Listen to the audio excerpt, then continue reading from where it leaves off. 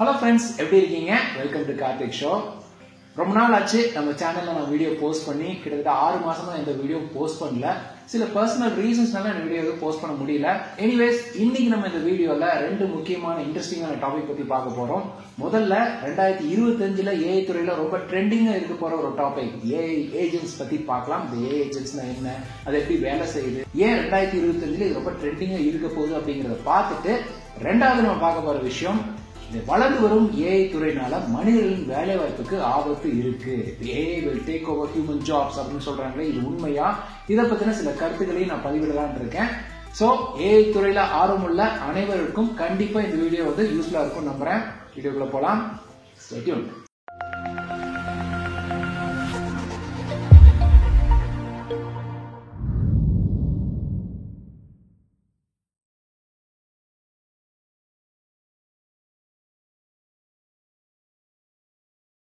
Welcome back.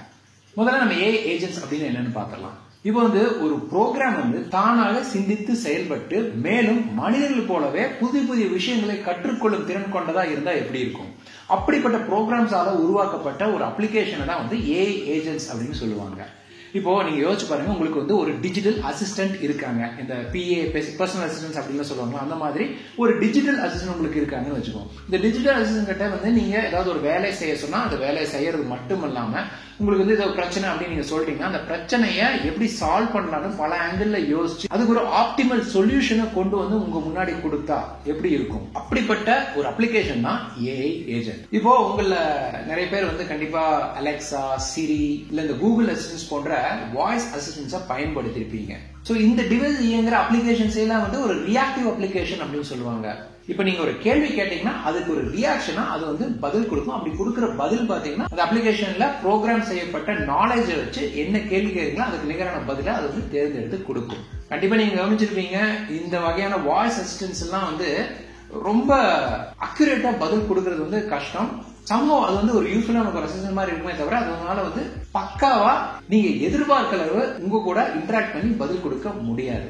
ஏன்னா இந்த devices கேட்ட கேள்விக்கு பதில் கொடுக்க முடியுமே தவிர அதை தாண்டி ஒரு அவுட் ஆஃப் பாக்ஸ் திங்கிங் அப்படிங்கிறது அது கிடையாது. ஆனா இதுவே நீங்க ஏஐ ஏஜென்ட்ஸ் அப்படிங்கறது பாத்துட்டீங்கன்னா வேற லெவல்ல இருக்கும். வாய்ஸ் அசிஸ்டன்ஸ் பார்த்தீங்கன்னா அலெக்சா, சிரி, கூகுள் அசிஸ்டன்ட் இதோட மிக அட்வான்ஸ்ட் வெர்ஷன் தான் இந்த ஏஐ ஏஜென்ட்ஸ்.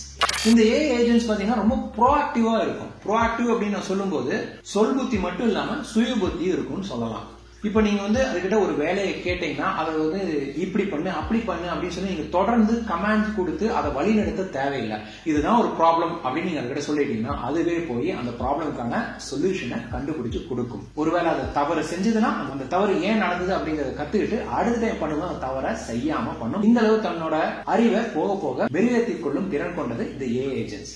இது நம்ம ரியல் வேர்ல்ட் எக்ஸாம்பிளா நான் உங்களுக்கு சொல்லணும்னா, இப்போ ஒரு நிறுவனம் தங்களோட பிசினஸ் வலுவாக்க இந்த ஏஐ ஏஜென்ட்ஸை பயன்படுத்துறாங்கன்னு வச்சுப்போம்.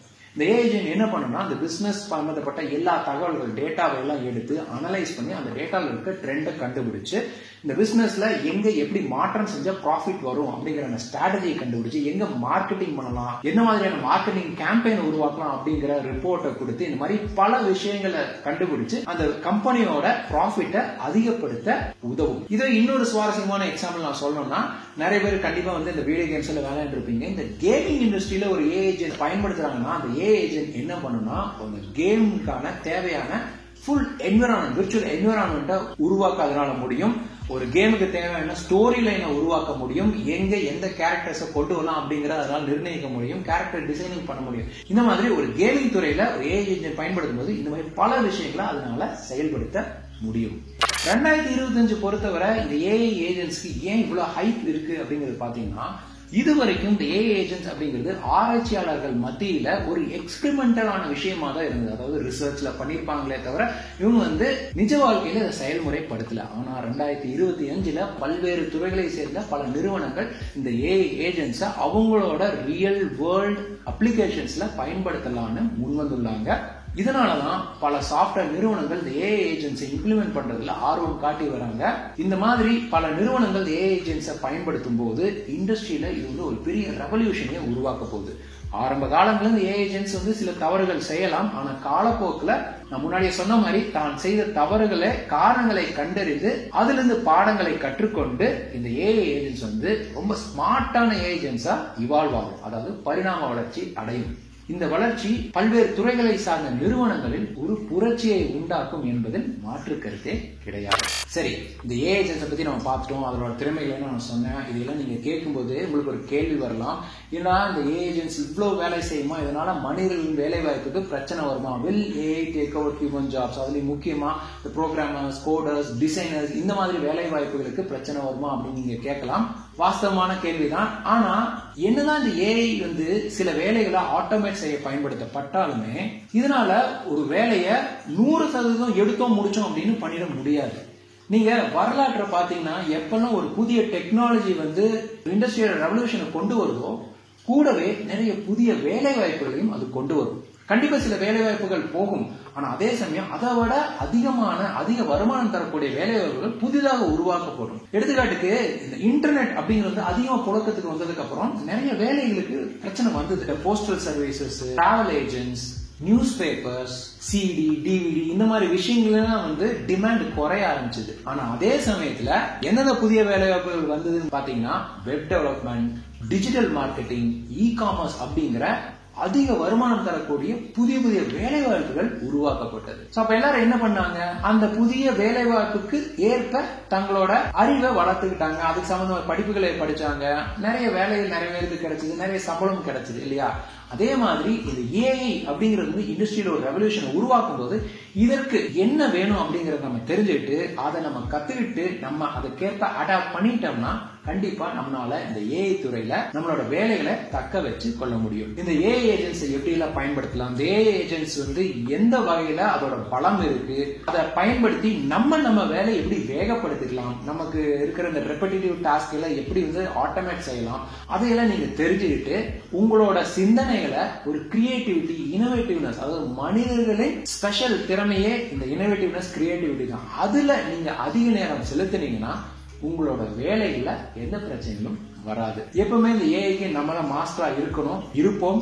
ஆனா அதற்கு நம்மள சில விதத்துல புதிய டெக்னாலஜி எல்லாம் கத்துக்கிட்டு அடாப்ட் பண்ணிக்கணும் அப்படிங்கிறது ரொம்ப முக்கியமான விஷயம். சுருக்கமா சொல்லணும்னா, ஐயோ இந்த ஏஐனால நமக்கு வேலை போயிடும் அப்படிங்கறத யோசிக்காம, பயப்படாம இந்த ஏஐ ஏற்ப நம்ம எப்படி நம்மளோட ஸ்கில் செட்டை வளர்த்துக்கலாம் அப்படிங்கறதுல நீங்க கவனம் செலுத்துங்க. ஏன்னா கண்டிப்பா இந்த ஏஐ வந்து பல நிறுவனங்கள் பயன்படுத்த போறாங்க, அதுல எந்த ஒரு மாற்றமும் கிடையாது. நம்மளை தயார்படுத்திக்கிறது தான் நம்ம வேலையை தக்க வைத்துக்கொள்ள பெரிதளவுல உதவும். பயப்படாதீங்க, பாசிட்டிவா யோசிங்க, எப்படி உங்களோட ஸ்கில் செட்டை வளர்த்து உங்க ஜாபை டிரான்ஸ்ஃபார்ம் பண்ணலாம் அப்படிங்கறதுல கான்சென்ட்ரேட் பண்ணுங்க. இந்த வீடியோ மூலமா உங்களுக்கு வந்து ஏஐ ஏஜென்ட்ஸ் என்ன, எப்படி இண்டஸ்ட்ரியில எல்லாம் பயன்படுத்துறாங்க, எப்படி இந்த ஏஐ துறைக்கு ஏற்ப நம்ம அடாப்ட் பண்ணிக்கலாம் அப்படிங்கிறதுக்கான சில புரிதல் கிடைச்சிருக்குன்னு நம்புறேன். இத பத்தி நீங்க என்ன நினைக்கிறீங்க? இந்த ஏஐக்கு ஏற்ப நீங்க உங்களை அடாப்ட் பண்ணிக்க முடியும்னு நினைக்கிறீங்களா, இல்ல உங்களுக்கு வேற ஏதாவது மாற்று கருத்துக்கள் இருக்கு, அந்த ஏஐனால ப்ராப்ளம் கண்டிப்பா வரும், நீங்க சொல்றதெல்லாம் தப்பு அப்படின்னு நினைக்கிறீங்களா? இது எல்லாத்தையும் கமெண்ட் பாக்ஸ்ல சொல்லுங்க. இந்த வீடியோ உங்களுக்கு உபயோகமா இருந்ததுன்னா கண்டிப்பா லைக் பண்ணுங்க. இது வேற யூஸ்ஃபுல்லா இருக்கும் அப்படின்னு நினைச்சீங்கன்னா ஷேர் பண்ணுங்க. இதே மாதிரி நிறைய வீடியோ பார்க்கணும்னா நம்ம சேனலுக்கு சப்ஸ்கிரைப் பண்ணுங்க. இன்னொரு நல்ல வீடியோட மறுபடியும் பாக்குறேன். Anand Karthik signing off. பாய்.